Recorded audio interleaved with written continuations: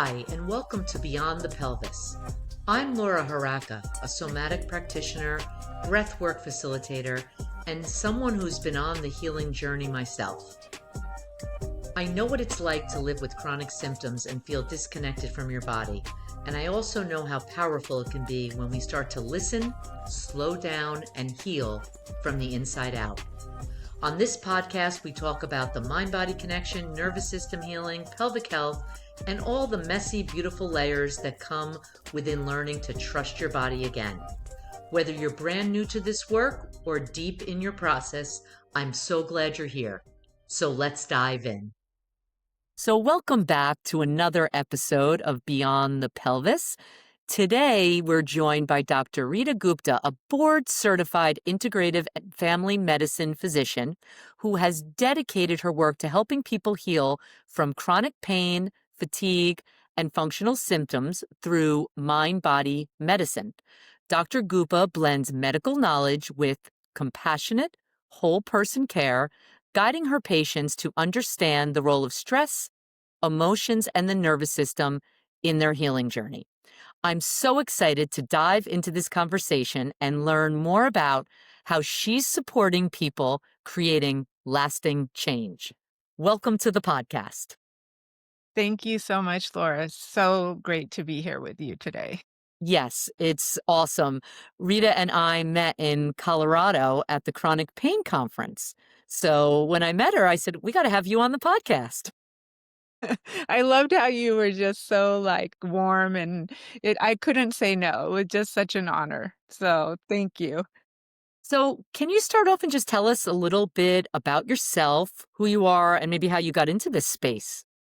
I know it's kind of a whirlwind for myself, a positive whirlwind, but it was a path that I couldn't not go on. I mean, it evolved. And I think, being in the traditional model for over 20 years, and I know a lot of my colleagues have spoken to this too, you start seeing a lot of patterns. And I was, in a way, fortunate to work in a very large health system. So I would have access to everyone's records. And I would see, if I referred them to a specialist or they got physical therapy or, they were on, different interventions, or even behavioral interventions, like they saw their psychiatrist, psychologist. So I kind of saw the whole picture.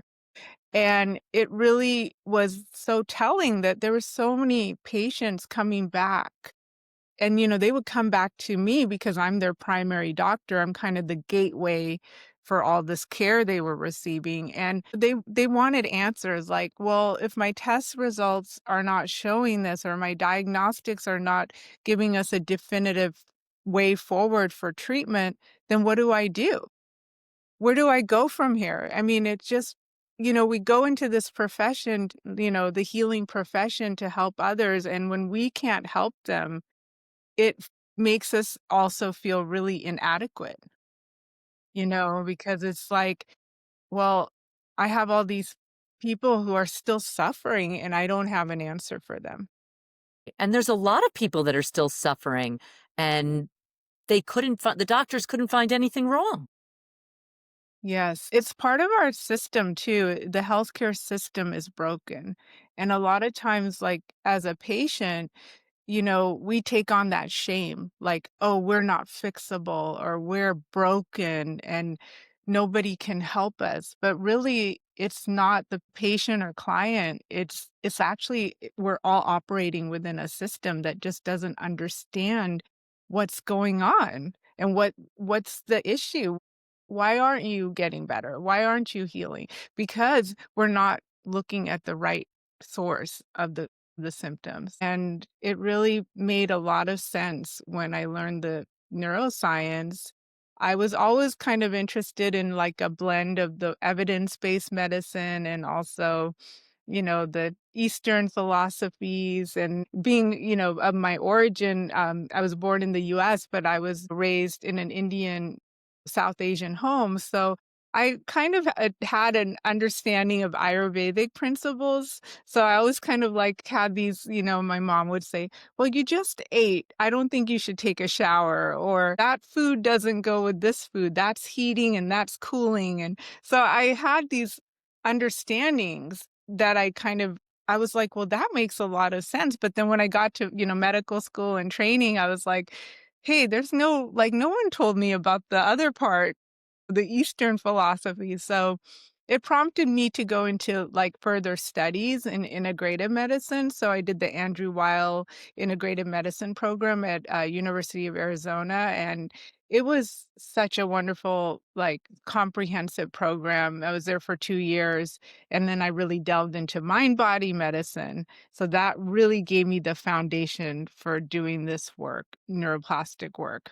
And then kind of everything segued from there, pain reprocessing therapy, emotional awareness expression therapy, and really just whatever our clients and patients need. So you got into this work by witnessing your clients struggling with chronic pain, not from having a chronic pain symptom yourself. Is that correct? Well, I would say there's definitely I had my own chronic pain journey. Yeah, my dad had a really bad stroke, like pretty much life debilitating stroke, and he passed away since. And just really understanding like the brain too, and how the neural pathways work, and how when there's damage and when there's not, and how can we use that, leverage what we can.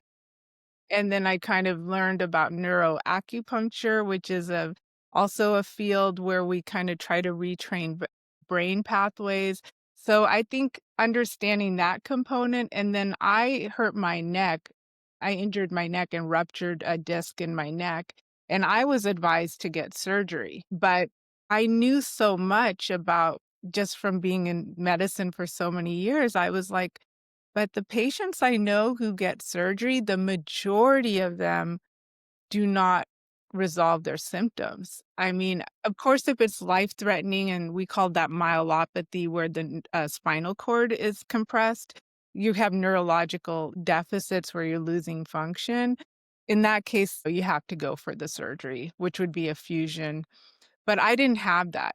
My spinal cord was fine. It's almost like I just knew so many of the details, and I also was, like, worried about the opioid epidemic, because I do see that sometimes with these chronic pain conditions, it's not the client or patient's, fault in any way, but it's really easy to get kind of, especially when you get into the spinal surgeries. And the evidence shows that 2 years out after spinal surgery, of course, depending on the person's individual situation, there's no better outcome.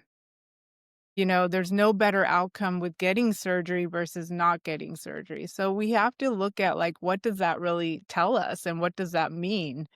And then I read Dr. Hanscom's book, Back in Control, and here's an, spine surgeon, with his own, history of spinal issues. And it was just eye-opening. And it really made me look at the emotions around my symptoms, the fear I was having about my symptoms, and also just the lack of efficacy. Like, hey, I'm supposed to get over this. Like, I'm a physician. Like, what's wrong with me that I can't get over this? And it's like that stigma. And it just it really, like, kind of brought everything together, like, seeing that there's all these patients suffering with these chronic symptoms, not getting any answers, and then here's my father who had this major stroke, and that, of course, is structural in nature, but just that feeling of, like, there's no solution, there's no answer, and to feel this space of empowerment, like, we can actually have some agency. There is hope. There is a path forward. And, even if someone has a purely neuroplastic condition, or they have a mixed picture, they can do this work. I mean, they can work alongside their treating physician and then, work with a mind body practitioner or mind body informed physician as well. I mean, I work with a team in some of my clients where they have their regular treating physician, they have their surgeon, but they also have me. And their outcomes are just so much better and their quality of life is better because you don't feel helpless anymore. You don't feel like, okay, I'm just have to suffer and nobody can help me and I'm broken. And it's really easy to feel that way because of our system. It's a system-wide issue. It's not just the patient or client. And that really hurts me too when I see people feeling like they're taking on that shame Right. Yeah. We of go to being these broken. doctors and, and they all have good intentions. They Yeah. want to help us. And sometimes they can't find anything wrong because there is nothing wrong physically except a dysregulated nerve. Yes. Yeah. And it is true. I mean, it's like it's almost I don't wanna say easier, but we're so trained to find the cause, and sometimes we'll just name something because so when we code a visit, we always have to put in a code, like a ICD now it's ICD-10, but it was ICD-9. So, okay, so every year, every so often it updates. And sometimes, we don't have a diagnosis, and there is a diagnosis code like a feared complaint. But if you put that, it's like you're invalidating someone's suffering because you know what? Their suffering is absolutely 100% real because we know that all symptoms are interpreted by the brain and then that symptom is created actually by the brain. So to put that kind of diagnosis down just feels so invalidating. So sometimes we'll find like degeneration or we'll say just the symptom itself like insomnia or dyspepsia or myofascial syndrome or, all these terms we just put, but what does that really mean? Or even anxiety and depression, like, maybe it's not like they're so depleted that they need medication from a neurochemical standpoint, but they have some anxiety, but then they get like that label on their chart. And it's really just a mind body, not just, but it is a mind body thing.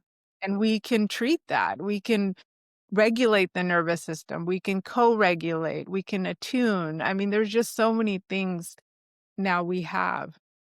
When we can share that with our patients and our clients, it gives them a sense of hope. It gives them a sense of control. And when that happens, our nervous system can relax Yes, instead of hearing, oh, I have no idea what's wrong with you, which heightens it. exactly. Yep, and then it's like we're already here and then we're like, "Okay, we're just" there's no options. Yeah. Yeah. We're adding to the problem. Yes. Yeah. And it's the language, like you said, and yeah, for sure. And it's the disconnect between the practitioners and the patients or clients that it's like we just almost need to come together because I've seen both sides are suffering. I see a lot of clinicians leaving medicine, and this is also one of the reasons I pivoted my practice is because I needed to bring the joy back into my practice. And when I know that I can really be there for my patients and clients in an authentic way, that's what helped me kind of renew my own internal reservoir and my own internal agency. So it's like we both are suffering and we just need to like come together and work together. And that's why I love this field and just being at the conference with, everyone. I mean, that energy is so positive and so uplifting because we're changing medicine. We're changing the paradigm and it's so Exactly. exciting. Exactly. So I'm curious about maybe some of the techniques or tools that you use to help your patients. Yeah, thanks for asking. So, I'm a mindfulness and meditation teacher as well. So, a lot of my principles are founded in just kind of how our relationship with our symptoms, with ourself. I feel like this work is, and I know you can talk about this too, it really is life changing because it's not even just about our health and our symptoms. It just changes our relationship with others, with maybe different dynamics in our life that are maybe could be working better. So I really have people kind of tuning into themselves because that's how we tune in to everything else. And so a lot of this is based in mindfulness work, but mainly it's the pain reprocessing, like reducing the fear, reducing the frustration, like the different flavors of fear, the emotions around the symptoms. And then a lot of it is just education. Like once we know and we see how pain neuroscience teaches us about how pain is, not an experience of the body, it's interpreted by the brain, by past predictions, by our thoughts, our experiences. It's not a fixed data point. So when we can see that, sometimes that alone can just be like, oh, it's a habit loop. Wow, okay, like, it just demystifies the whole process. And then for me, self-compassion is a really big part of this work, so I find that when patients are really stuck or clients are stuck, it is looking at some of the deeper emotional work, and we're not taught to do that. I mean, we're as a society, we're just be happy, like, get over it, or, you know, there's no space to just be human. And I think just giving clients and practitioners and even patients, all of us, that space to, like, really be validated, like, we are human beings and we have feelings, and feelings are guides. They help us. They give us information, and I think just, a lot of techniques in emotional awareness and expression therapy, that up and out has been so powerful, but it's not for everyone and not everyone needs that deep emotional work.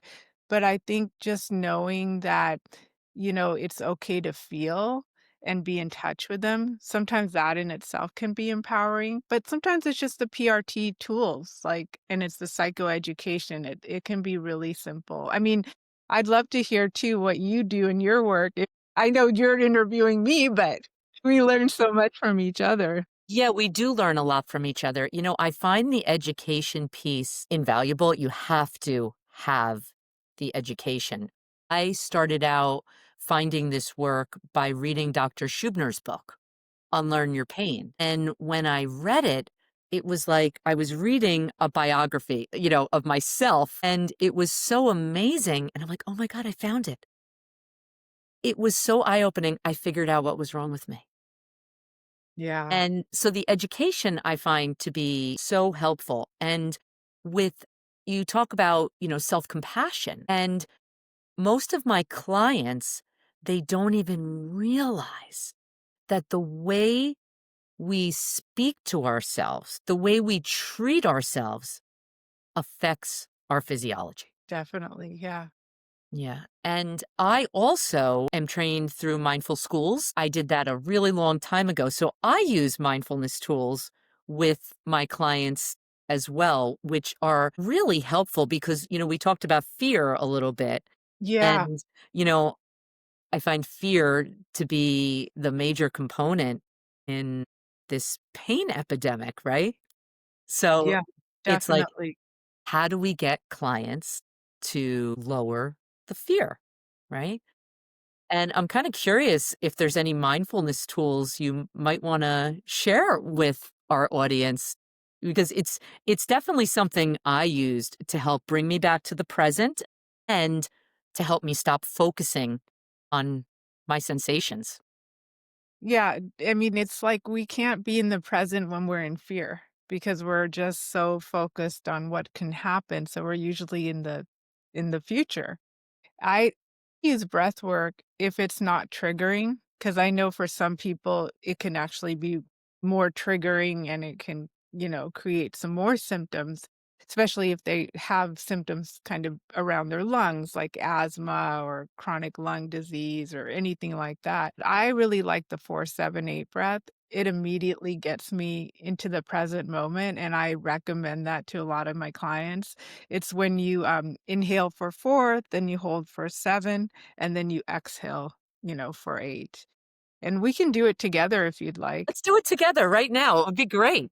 Even just a Okay. couple rounds. Okay, so I can guide you or which yeah, or No, whatever. guide me. Great. Okay.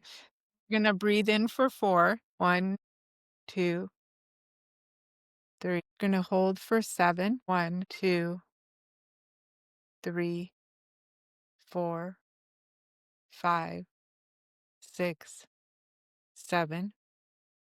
And then we're gonna exhale for 8. 1, 2, 3, 4, 5, 6, 7, 8. And I usually recommend 2 to 3 cycles of that, but it can be activating for some. So I wouldn't do it right before bedtime until you build up to that. But if you're, in traffic and you're frustrated or somebody cuts you off, and those I live in Southern California, so the traffic analogies are pretty strong here, but I'm sure everybody has something. Yeah, well, in New Jersey, the traffic is pretty bad too. I've never been to California, but I use a lot of traffic analogies myself because it's something we're really familiar with here as well. But that breath is amazing. I love the 4-7-8 breath myself. I think it's great. And I'm a breathwork facilitator as well. I'm trained in a few different kinds of breath work, and sometimes it can be triggering to people. Or maybe it's too long to on the exhale. And I'm curious what you recommend for people when they're telling you this might be too hard for me. Yeah, I mean, it really is individual, but most of the time I just have them maybe just follow their breath from the outside. So maybe just kind of watching the chest go up and down or the Yeah. belly go up and down. Does that work for you too when you Yeah, yeah. yeah, absolutely. Sometimes, I use that breath, I teach that breath. And like you said, sometimes it can be activating for people, or they need a simple step to start. And just even placing your hands on your chest and your belly, watching them go up and down can be that bridge to the next, to the next. Yeah, definitely. And sometimes I ask people to just maybe tune in, like if they want to put their hand on their heart or on their belly or even on the place where they have pain and discomfort, like if it's the pelvis or neck, and just see if they can just be with that area and not focus on the breath or anything. Just feel like, can they give that area some care? And then that can like slow things down a little bit. Yeah, so you're a doctor and you're reinforcing everything I teach, which Well, is you're a master teacher, so I learned so much from you. I mean, you're with your somatic experiencing is so rich, your background with that. and one of the tools we teach is just to place our hand on our heart or on the part of the body that's not feeling as comfortable as we like. I try to avoid using the P word when possible. I find you know that the words we use as doctors, coaches, can really affect the physiology of our clients and our patients. So, using the P word can be triggering, right? Yeah, for sure. I have clients where just by saying like certain sensations, like I'll just say it like tingling or burning, even just saying that word can provoke the symptom in their body. It's, you know, and I'm sure you've experienced that too. Absolutely. All we have to do is say the area of the body sometimes that is having these uncomfortable sensations, and then all of a sudden they'll start. Yes, and then that's just such powerful evidence too, which is like That's my brain. Like, literally, that is my brain because I did not change my position, I did not do anything, and when people see that connection, it is like, wow. Exactly. Exactly. The brain is so powerful. All I have to do is say feet, and I can put my awareness on my feet, and my feet will start tingling. Wow, I know. I think Dr. Schubiner teaches this in, his provocative testing, where just imagining it can create the symptom. Yeah, yeah. Yeah.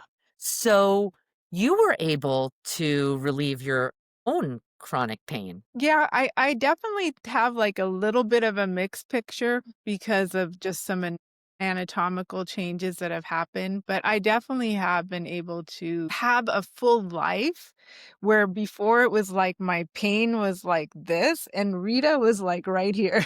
Right. It was like, "Here's the pain and here's Rita," like, so I think it has definitely given me my life back and quality of life. And, this is gonna sound crazy, but I know you'll understand, and a lot of your listeners will understand. I don't care if the pain comes back. Mhm. Just bring it on. Yeah. Like, I don't have the emotional tie to it like I used to. I know my body is functioning well. I know my body is strong. I know I can handle it, and I can handle whatever else comes because I'm resilient, and I'm here to live. I wanna feel all of life. Yeah. I love that.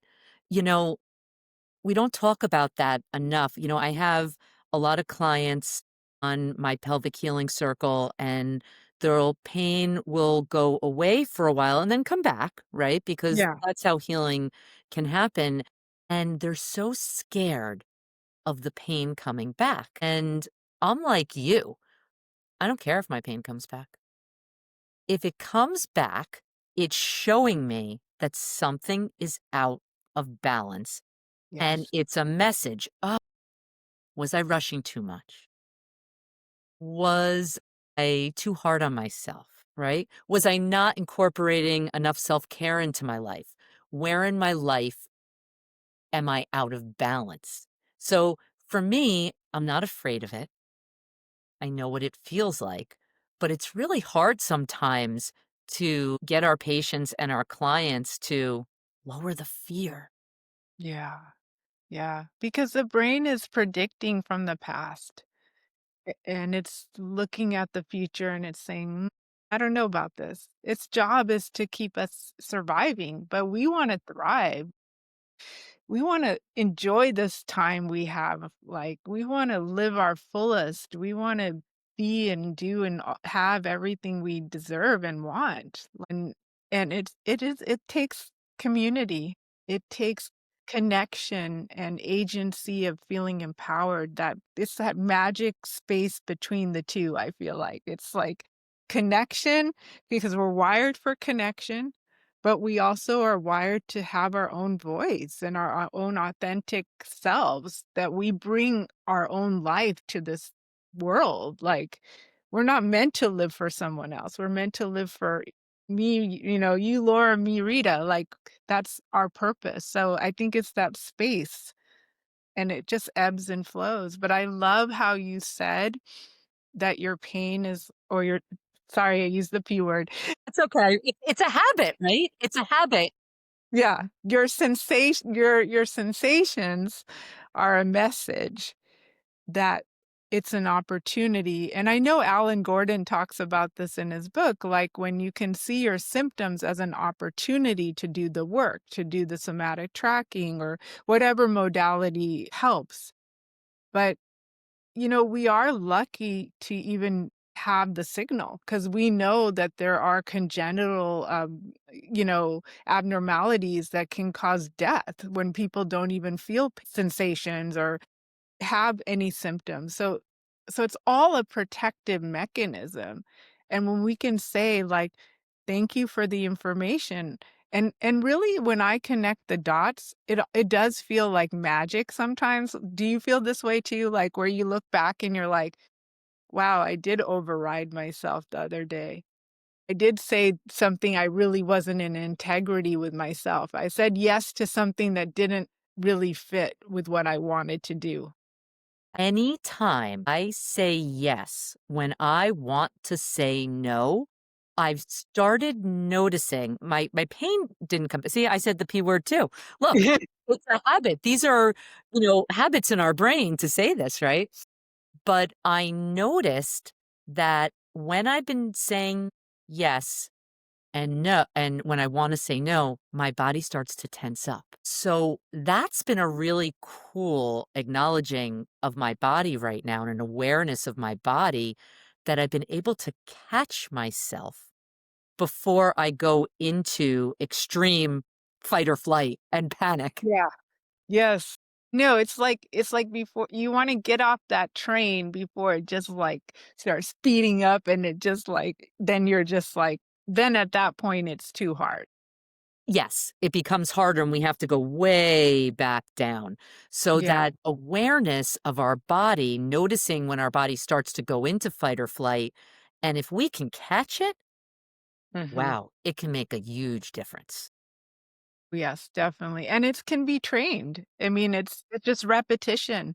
Like, the more you just feel what it feels like in your body when you make that transition, there it goes, and then you can just train it, and it becomes another neural loop that just and that's neuroplasticity. I mean, sometimes it works against us, but it can work for us. Exactly, exactly. And I'm just curious, I see a lot of people with pelvic pain. And in your case, I'm wondering as a doctor if you see a difference between pelvic pain and other types of symptoms. I think at the core, it's all the danger alarm mechanism, and it's just the brain is so powerful. And when it becomes multi system or multi organ, and usually people have different systems involved, but if it's just one system, usually that one system will heal and then another system will light up. So but the same mechanism, root cause is there. But I always say get a thorough medical evaluation. We don't wanna miss anything, and even have ongoing evaluations, but maybe you don't need that, frequency of check-in. If you're checking in once a month with your doctor, you could maybe back off on that. But it's important to rule out anything biomedical or structural, but and then it can work with a mixed picture too. But yes, calming the fear response and there's a lot of research for even purely considered biomedical, like diabetes. We find that people lower their A1C, which is their average 3-month blood sugar, with better nervous system regulation. So this kind of work is like I know we're really focused on neuroplastic symptoms per se, but I think with time, we're gonna see that there's a big component of this in all health issues. Absolutely agree with you. When I did the work, the mind body work for my pelvic pain to Mhm. heal my pelvic pain, my neuropathy went away. Yeah, yeah.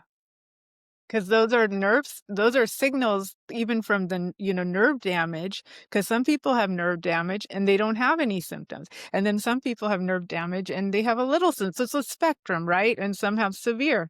But when your brain started reinterpreting those signals with less danger and more safety, and then your actual volume, your symptoms went down. So that just shows like anywhere in the body you can even have some structural issue, but it actually the pain inten or the sensation intensity will dial down. See, Absolutely. repetition Repetition. key, Now we're gonna keep catching catching the ourselves, loop, right? catching the loop, right?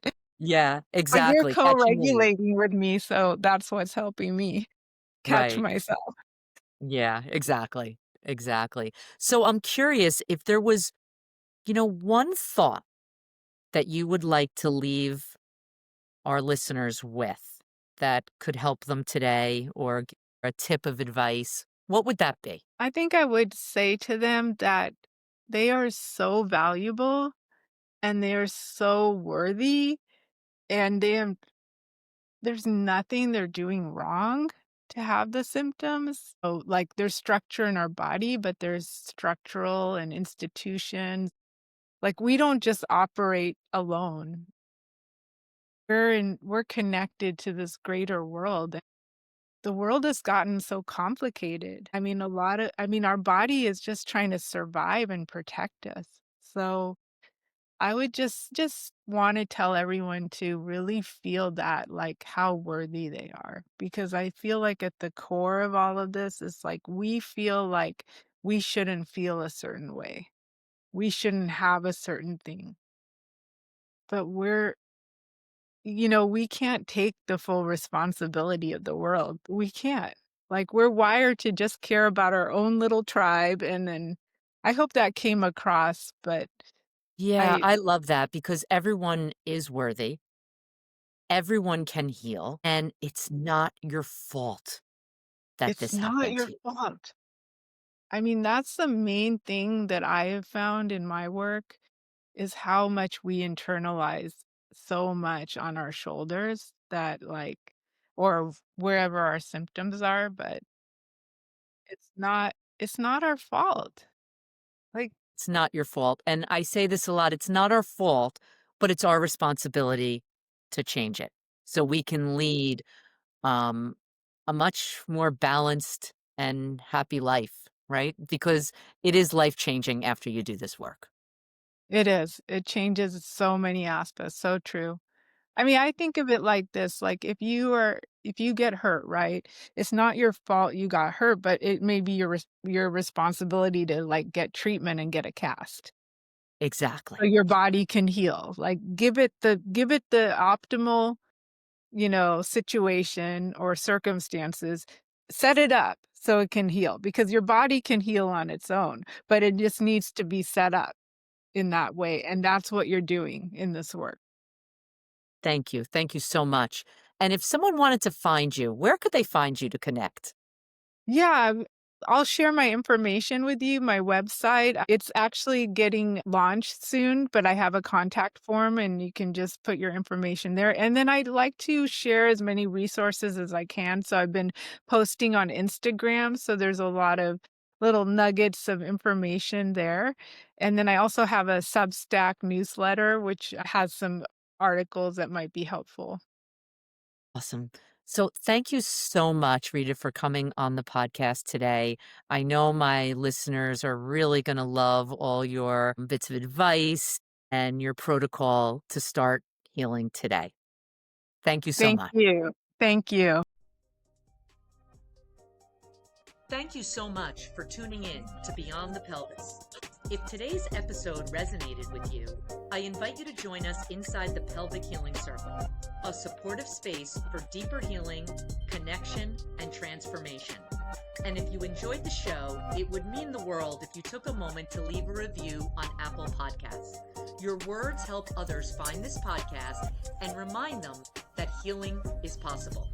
Until next time, stay connected to your body, trust your inner wisdom, and keep going beyond the pelvis.